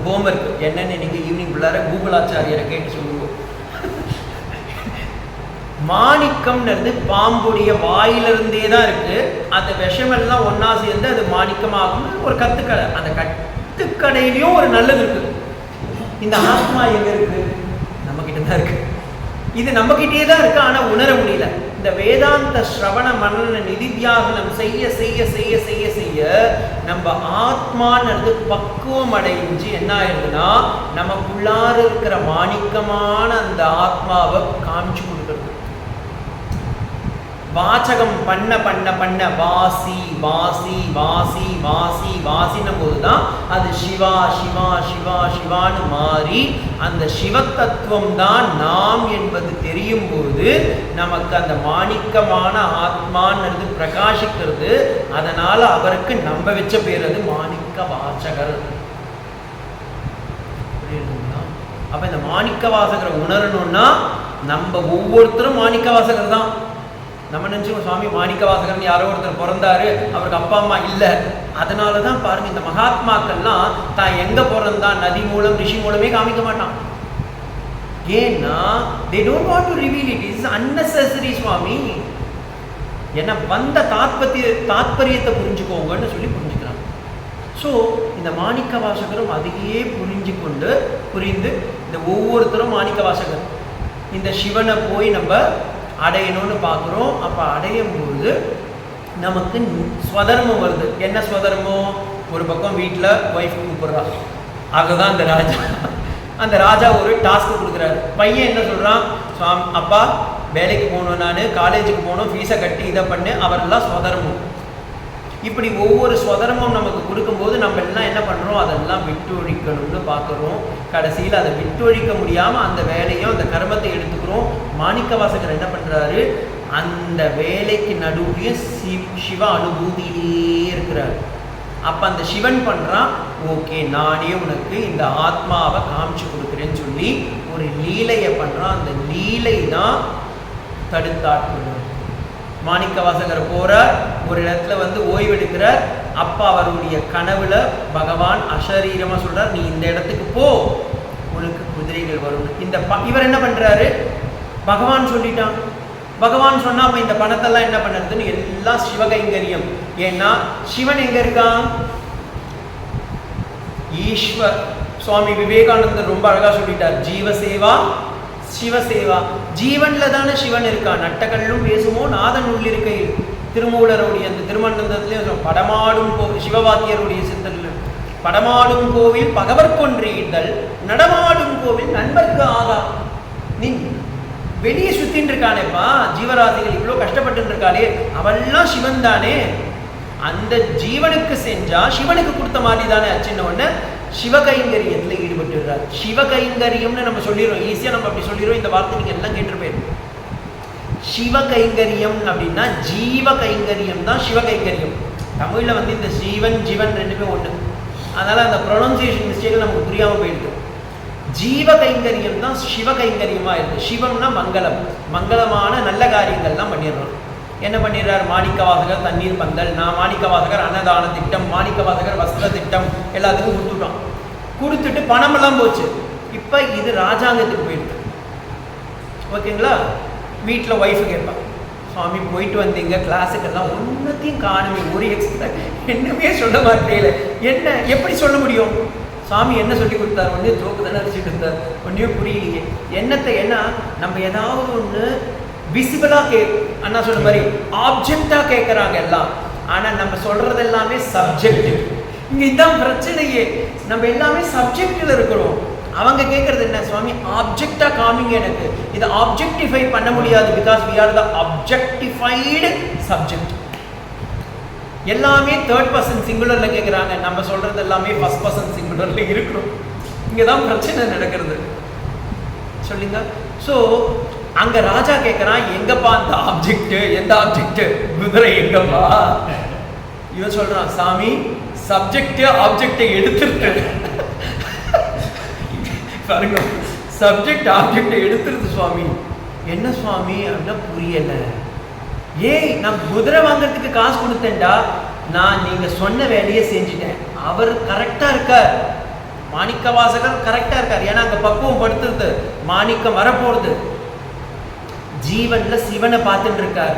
நீ கேட்ட கேள்வி என்ன? ஜீவன்களை காப்பாற்ற வேண்டும், அந்த ஜீவன்களை காப்பாற்ற குதிரை தேவை, அந்த குதிரையை போய் வாங்கிட்டு வாங்க. குதிரையை வாங்கிறதுக்கு ஜீவன்களுக்கு சேவை செஞ்சு விட்டேன், ஸ்வதர்மத்தை பண்ணிட்டேன். ஸ்வதர்மமே கை நழுவி விடும். ஃபர்ஸ்ட் வேதமே சொல்லுது, பகவத்கீதையில கண்ணனே சொல்றான், ஸ்வதர்மே பரமோ அப்படின்னா ஸ்வதர்மே நிதனம் ஸ்ரேக பரதர்மோ அனுஷ்டிதாத் ஸ்வல்பமப்யஸ்ய தர்மஸ்ய திராயதோ மகதோ பயாத்னு கண்ணன் சொல்றான். அதே கண்ணன் பின்னாடி என்ன சொல்றான்? சர்வதர்மான் பரித்யஜ்ய மாமேகம் சரணம் பிரதர். அர்ஜுனன் பொசிஷன்ல நான் இருந்தேன்னா கேட்பேன், நீ கிருஷ்ணா ஏண்டா இப்படி கான்ட்ரடிக்ஷன் பண்றேன்னு. ஆனா அர்ஜுனன் பாவம் செல்ல பிள்ளை நல்லா கேட்டுட்டு இருக்கான். ஏதோ விஸ்வரூபம்லாம் வேற போட்டுட்டான், 4D 5D எல்லாம் காமிச்சுட்டான். இதுக்கு மேல ஒன்றும் கேட்கக்கூடாதுன்னு அர்ஜுன அமைதியாயிட்டான். ஆனா ஸ்வதர்மம், ஏன்னா அந்த ஸ்வதர்மத்தையும் விட்டொழிக்கும். அதனால ஸ்ரீராமகிருஷ்ணருடைய வாழ்க்கையில பார்த்தீங்கன்னா முதல்ல அவர் ஒவ்வொரு பூவா பறிச்சு போடுறாரு. அடுத்து ஒரு பூவை பறிச்சா அவர் சொல்றாரு, இந்த உலகமே பகவானா இருக்கான், இதுல எந்த பூவை பறிச்சு நீ எந்த இடத்துல வைப்ப? ஏன்னா உலகமே பகவான். அப்ப இந்த உலகமே பகவான் போது அந்த இடத்துல அந்த செம்பருத்தி பூவும் அந்த உலகத்துல தான் இருக்கு. அந்த செம்பருத்தி பூ ஒன்று பறிக்கிறீங்கன்னா விராட் புருஷனா பகவானை பார்க்கும்போது நான் எப்படி அந்த செம்பருத்தி பூவை பறிச்சு இன்னொரு இடத்துல வைக்க முடியும்? யாரு நான் பறிக்க, எந்த இடத்துல நான் வைக்கன்னு கேட்கிறோம். ஸ்ரீராமகிருஷ்ண பரமஹம்சர் பாருங்க எந்த லெவல்ல இருக்காரு அவர். அதனாலதான் அவரால் புரிஞ்சுக்க முடியல நம்மளால. இதே மாதிரி மாணிக்கவாசகர் சொல்றாரு, நான் ஜீவன் கிட்ட அந்த சிவசேவையை செஞ்சுட்டேன், இப்ப நான் என்ன பண்ண முடியும் அப்படின்றான். ஆனா அந்த ராஜாக்கு புரியல, ஏன்னா அவன் ஒரு கமர்ஷியலிஸ்ட், அவனுக்கு மெட்டீரியலா ஆப்ஜெக்ட் கேட்கறான், இவன் சப்ஜெக்ட்ல இறங்கி போயிருக்கான். அப்ப இவனால ஆப்ஜெக்டிஃபை பண்ண முடியாததுனால இவர் சொல்றாரு, நான் உன்னை ஜெயில போடுவேன். ஏன்னா அதுதான் அவனுக்கு தெரிஞ்ச தண்டனை. தண்டனை யாருக்கு? சரீரத்துக்கு. மாணிக்கவாசகர் பக்குவப்பட்டுட்டார். அவர் என்ன சொல்றார்? நீ போட்டுக்கோ, ஏன்னா சரீரத்தை தானே போட போற, போடு. நீ யார் துப்புறது? நானே துப்புற உடம்பு தான் இது. ரமணர் சொல்றார் இல்ல, ஏக்நாத் பாகவதம் எழுந்தார்ல, அவரும் இதே தான் சொல்றாரு. நீ யார் துப்புறதுக்கு? காஞ்சி மகாபெரிவா சொல்றார் இதே தான். ஒருத்தன் போய் சொல்றானா நீ இப்படி அப்படின்னு கெட்டதெல்லாம் சொல்லும் போது சொல்ற, நீ யாரா துப்புறதுக்கு? நானே துப்புற உடம்பு தான் இது. அதுதான் மகான்களுடைய ரீதி. அதே மாதிரி மாணிக்கவாசகர் சொல்றார், அபிராமந்தருக்கும் இதே தான், அபிராம பட்டருக்கும் இதே ப்ராப்ளம் தான். அந்த ராஜா கேட்கிறான், இன்னைக்கு பௌர்ணமிடா, நீ சொல்ற அம்மாவாசை அன்னைக்கு எப்படிடா சொல்ல முடியும்னு? ஏன்னா அவர் ஆத்மான்ற ஒளியில பார்த்துட்டு இருக்காரு அம்பால. அப்படி பார்க்கும்போது எல்லா டேட்டும் நீங்க இன்னைக்கு அபிராம பட்டர் கண்டி இருந்தாருன்னா, நீங்க ஜஸ்ட் நான் டைம் எடுத்துக்கிறேன், பட் கொஞ்சம் சில விஷயத்த சொல்லணுன்றதுக்காக. அபிராம பட்டர் கண்டி இன்னைக்கு இருந்தாருன்னா அவர் சொல்லுவாரு, எப்பா மூணு அப்படியே தான் இருக்கு, எர்த்து ரொட்டேட் ஆகிறதுனால இந்த ஃபுல் மூணை இந்த எர்த்து மறைச்சு மறைச்சு மறைச்சு மறைச்சு பிரதம த்விதியா திருத்தியா சதுர்த்தின்னு வந்துட்டு இருக்கு. அப்போ ஒரு நாள் அமாவாசை ஆச்சு இல்ல, அப்போ மூணுக்கு குறை வந்ததா? மூணு அப்படியே தான் இருக்கு, பூர்ணத்துவமா இருக்கு. அதுதான் அபிராம பட்டரும் சொன்னாரு, சயின்டிபிக்கா சொன்னாரு, சார் நான் பார்க்கறது பூர்ண சந்திரன் சார்ன்றான். ஏன்னா ஆத்மால பூர்ணமா இருக்கு, ஆத்மாவுக்கு என்னைக்குமே தேவையில்லை. அதுதான் சந்திரன் நம்ம வாழ்க்கையில பிரத்யட்சமா டெய்லியும் காமிக்கிறான். நான் தேயலடா சாமி, நீங்க தாண்டா தேஞ்சி தேஞ்சி போயிட்டு இருக்கீங்கன்னு காமிச்சுட்டு இருக்கான். அப்ப அந்த அபிராம பட்டரும் அந்த ராஜா கிட்ட சொல்றான், இல்ல நான் பார்க்கறது பூர்ணச்சந்திரம் உணர்ந்துட்டான். இங்க மாணிக்கவாசகரும் சொல்றாரு, நான் பண்ணது கரெக்டானது. அவன் சொல்றான், இல்ல நீ பண்ணது தப்பு.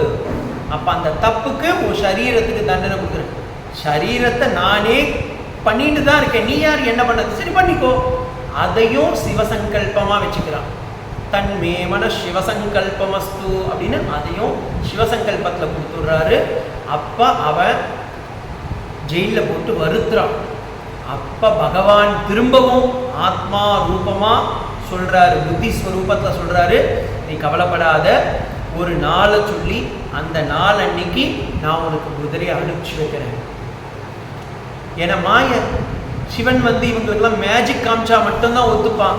ஸோ மாயையை காமிக்கிறேன். நீங்கள் பாருங்க, கோவிலில் நம்ம இவ்வளோ தொழுவோ கிளாஸ்லாம் நடத்துகிறோம், வேதாந்த ஆத்மகோதா தத்துவகோதா விவேக சூடாமல் எல்லாம் பண்ணுவோம். பிரச்சனைன்னு வரும்போது நம்ம முதல்ல பார்க்குறது என்ன, பகவானே நான் இத்தனைலாம் படித்தேன் சுவாமி, இருந்தாலும் எனக்கு பிரச்சனை வருதுன்னா நம்ம என்ன பண்ணுவோம்?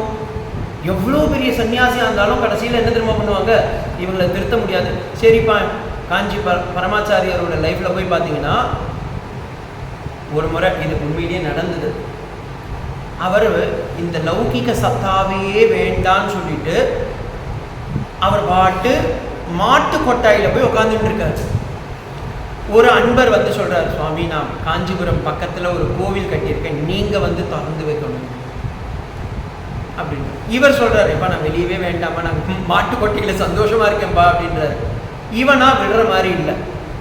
அப்போ இவர் சொன்னார், சரிப்பா மார்னிங் ஒரு 4 to 5 மாட்டு வண்டி அனுப்பிச்சு வை, நான் அதில் வேணா வரேன். ஏன்னா உலகத்தில் யார்கிட்டையும் பட்டுக்கக்கூடாது, மாயன்னு தெரிஞ்சிருச்சுன்னா அப்போ நம்ம அதுலேருந்து விலகணும்ல, அப்போ விலகிடலான்னு சொல்லிட்டு அவர் 4 to 5 நான் வரேன், கோயிலை திறந்துவே நான் வந்து பார்த்துட்டு போயிடுறேன் அப்படின்றார்.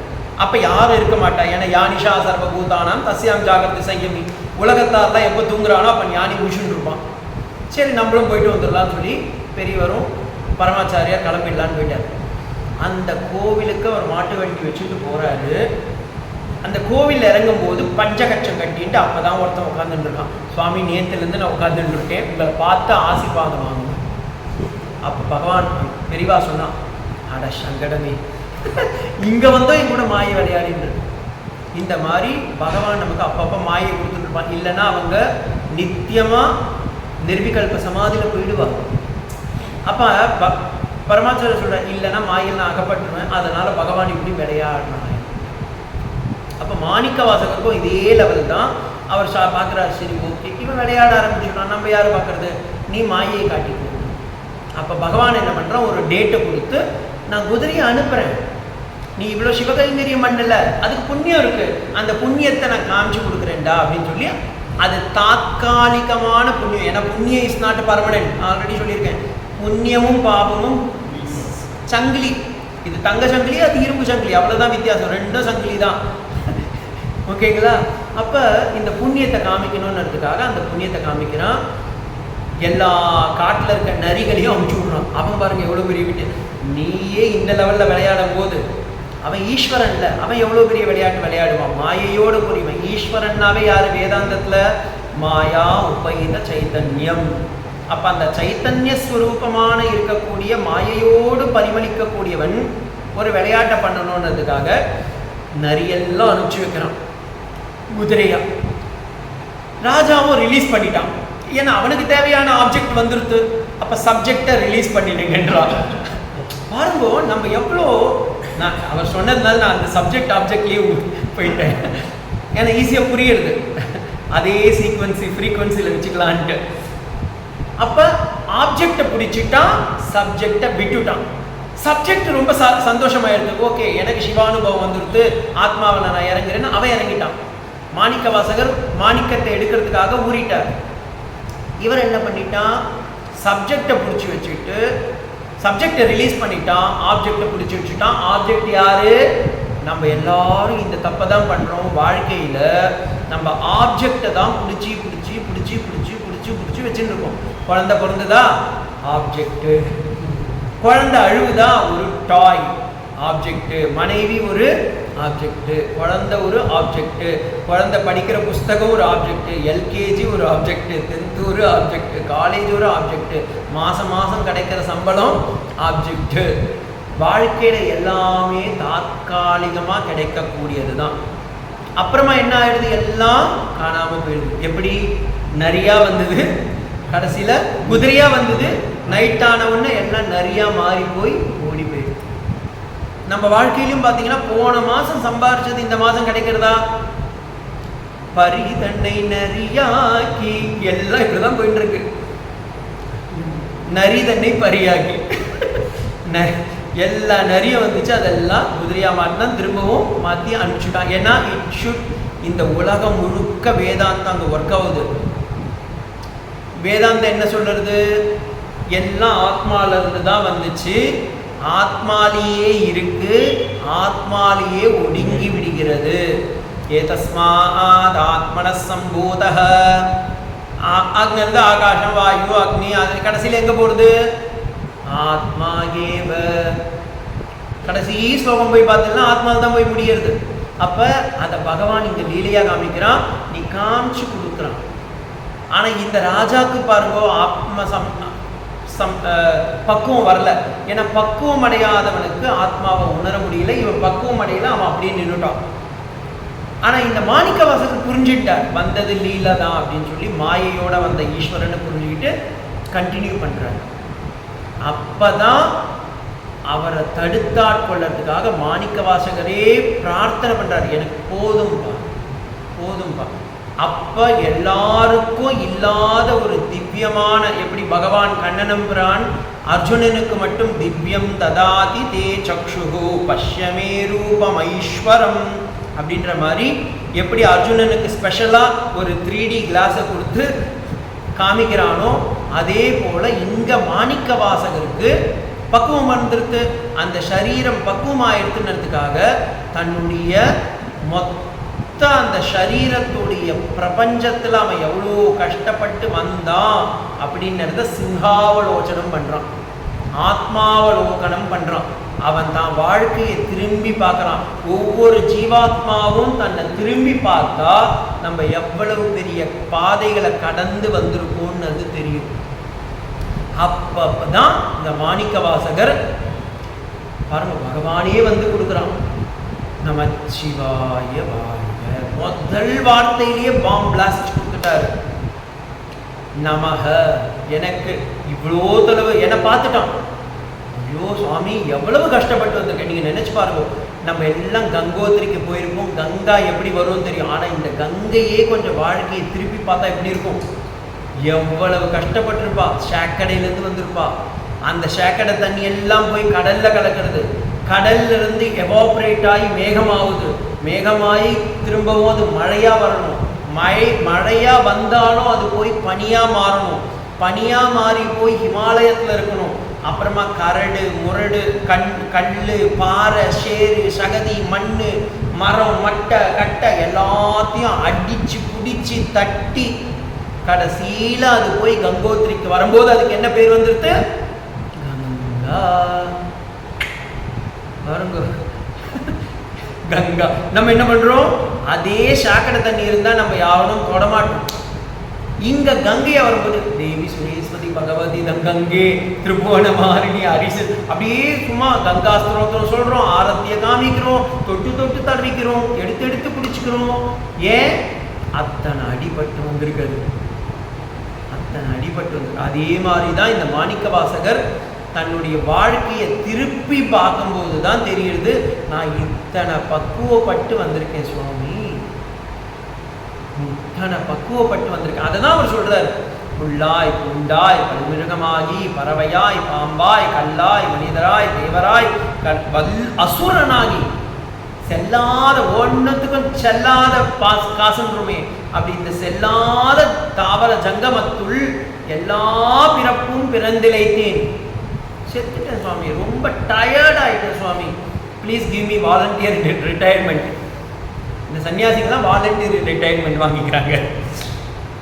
ஏன்னா அவன் பட்டான், அவ்வளோ கஷ்டத்தை பட்டு பட்டு பட்டு நொந்து அவ்வளோ கஷ்டப்பட்டு கடைசியில் அவர் தன்னைத்தானே சொல்றார்.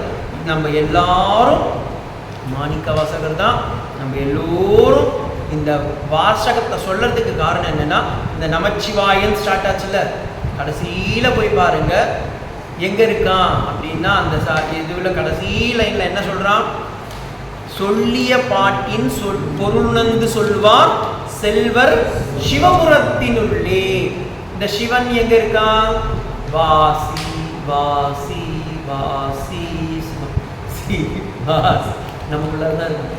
அப்ப நமக்குள்ளார இருக்கிற அந்த சிவபுரத்திற்குள் சென்றால், ஏன் சிவபுரம், சிவன் யாரு, காம தகனம் பண்ணான் இல்ல, திரிபுர தகனம் பண்ணான். திரிபுரம்னா நம்ம எல்லாரும் நினைச்சுக்கோம் ஏதோ 3 மலையை வெட்டினா 3 மலையை மண்ணை வெட்டினா அப்படின்னு.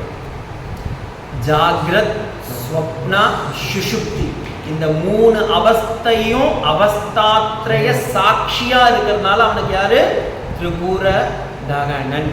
அப்ப நமக்கு எல்லாம் பெருசா இருக்கிற ஒரு ப்ராப்ளம், இந்த தேகத்துல இருக்கிற சரீரத்துல இருக்கிற பெரிய பிரச்சனை என்ன, காம குரோத மத மாஸ்டர் எல்லாம் இருக்குல்ல, அதுக்கு ரெப்ரசன்டேட்டிவ் கிளாஸ் அப்படின்னா ஒரு வகுப்பு, அந்த வகுப்புக்கு அட்மின். அதே மாதிரி நம்ம மனசுல இருக்கிற ஒரு பெரிய ராகத்வேஷ கூட்டங்களுக்கெல்லாம் தலைவன் யாருன்னா இந்த மனசு. அதுக்கு மெயின் மனசுக்கு வேதாந்தத்துல சங்கல்பம் ஆத்மகம். அதுக்கு மெயின் சங்கல்பம் வருது இல்லை, அதுக்கு காரணம் என்ன? காமம். அதனால்தான் பகவத்கீதையில கண்ணன் ரொம்ப தெளிவா சொல்லிட்டான், காமயேஷ குரோதயேஷ ரஜோகுண சமுத்பவ மகாஷணம் மகா பாப்மா புத்தே நிகமக வைரினம். இந்த வைரம், புத்தின்ற வைரத்தை கொண்டு காமக்ரோதத்தை கட் பண்ணுப்பா. குந்தி இதுதான் கேட்கிறான். குந்தி தேவி கிருஷ்ணன் கிட்ட கேட்கிறது, ஸ்நேகபாசம் வினம் சிந்தி, யூ கட் ஆஃப். பகவானே யூ ப்ளீஸ் கட் ஆஃப். எதுக்குல இருந்து கட் ஆஃப்? எனக்கு இந்த விஷயமே வேண்டாம், அனுபவமே வேண்டாம். இந்த விஷயானுபவத்தை கொடுக்கறதும் பகவான் தான். இந்த விஷயானுபவத்தை எடுத்துட்டா மீதி இருக்கிறது என்ன? ஆத்மானுபவம் மட்டுமே தான். இந்த ஆத்மானுபவத்தை அடையிறதுக்காக தான் அவர் சொல்றாரு, செல்வர் சிவபுரத்தின் உள்ளார். ஏன் இது என்ன சுவாமி உங்களுடைய ஸ்பெஷலா? இல்லை, பல்லோரும் ஏத்த பணிந்து எல்லாரும் இதை தான்பா பண்ணாங்க, அதையே நான் உனக்கு சொல்லித்தரேன்னு தான் அனுபவிச்ச அந்த அனுபவத்தை இந்த சிவபுராணம் அப்படின்ற ஒரு வார்த்தையா சொல்லிட்டார். திருவாசகம் ஒரு கடல், அதுல ஒரு பானை சோத்துக்கு ஒரு சோறு பதம். அப்ப அந்த ஒரு சோறை நம்ம எடுத்துக்கிட்டு தான் இந்த இது. நான் ஃபுல் மாணிக்கவாதிகள் நமக்கு எல்லாருக்கும் கதைலாம் தெரியும், சிவபுராணத்துக்கு நிறைய வியாக்கியானம்லாம் எழுதியிருக்காங்க, அதனால அதை போகக்கூடாது. நாளைக்கு இல்லை அடுத்த கிளாஸில் இந்த சிவபுராணத்துக்கும் நம்ம சரீரத்துக்கும் என்ன சம்மந்தம்? இப்போ சரீரம் ப்ராப்ளம் உங்களுக்கே தெரியும், நான் சொல்ல வரல. குரு ஒருத்தர் வேணும், ஓகே. அந்த ஆள் என்ன சொல்ல போகிறான்? Is going to give the சாஸ்திரம் அண்ட் ஈஸ்வரா. இந்த ஈஸ்வரனும் சாஸ்திரத்தையும் தெரிஞ்சுட்டா நாமே உணர முடியும். அதுதான் ஆத்மானுபவம். அப்போ நாங்கள்லாம் எதுக்கு சுவாமி அப்படின்னா, விளக்கு எரியுது, ஆனால் அந்த எரியிற விளக்க தூண்டி விடணும்ல, அந்த தூண்டுகோல் தான் இவங்கெல்லாம். அதுக்கப்புறமா சாஸ்திரம் தேவையா? தேவையில்லை. கண்ணாடியில் உங்கள் முகத்தை பார்த்த பிறகு இதுதான் கண்ணாடி, இதுதான் எனக்கு காட்டினதுன்னு கட்டியாக பிடிச்சிக்கிறீங்க. பார்த்துட்டு நம்ம என்ன பண்ணுறோம்? கண்ணாடியை விட்டுறோம். நம்ம என்ன பண்ணுறோம்? நம்ம முகத்தை சரி பண்ணிட்டு போயிடுறோம். பலூன் இருக்குன்னு தெரிஞ்சுக்கிட்டோம், பலூன்ல காத்து தான் இருக்குன்னு புரிஞ்சுக்கிட்டோம். அதுக்கப்புறமா பலூனை வச்சுட்டு இருப்போமா? வச்சிருக்க மாட்டோம். அதே போலதான் இந்த சாஸ்திரம்ன்றத பிடிச்சிக்கிறோம், ஆனா அதுக்கப்புறமா என்ன பண்றோம்? ஜோதிரகம் விரஜா விவாத்மா பூயா சங்க ஸ்வாஹா கொடுத்துட வேண்டியது, அதையும் ஒரு பூர்ணாகுது. ஸோ இந்த சிவானுபவத்தில் ஆத்மானுபவத்தை யார் ஐக்கியப்படுத்துகிறாங்களோ அவங்க தான் ஜீவாத்ம பரமாத்மா ஐக்கியத்தை பரிபூர்ணமாக உணர்ந்த சச்சிதானந்த வஸ்து. அதை காட்டுறதுக்கு தான் கடைசியில் சச்சிதானந்தத்துக்கு வரணும் நம்ம. அந்த சச்சிதானந்தம் அப்படின்றது தான். ஓம் சாந்தி சாந்தி சாந்தி. ஹரி ஓம் தத்சத். ஸ்ரீராம் கிருஷ்ணார்ப்பணமஸ்து. ஹர நம பார்வதி பதயே ஹர.